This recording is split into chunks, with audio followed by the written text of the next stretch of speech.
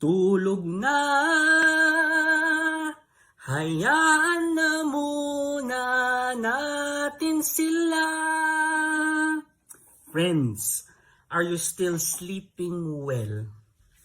If you're not sleeping well, perhaps because you've been worried.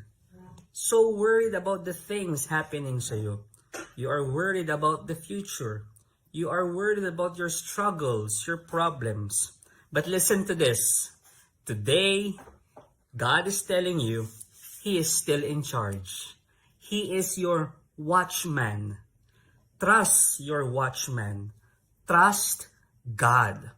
Brother Bars, paano? No-overwhelm na ako ng mga nangyayari sa akin, kaya hindi ako makatulog ng mahimbing.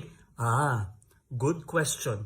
Malalaman natin yan this coming Sunday. Ang sagot sa tanong na yan, this coming Sunday, 9 a.m. Saan? Sa The Feast Dagupan. Kaya magkita-kita tayo ngayong linggo, January 25, 9 a.m. sa may Robinsons Pangasinan Cinema 3. Meron po itong Holy Mass. Merong inspiring and powerful worship at life-changing talk. Ito po ay libre. Kaya naman isama mo ang iyong buong pamilya, ang iyong buong barkada. At sabay-sabay tayong umattend ng The Feast Dagupan. I'll see you there. God bless you more. Mama Mary loves you.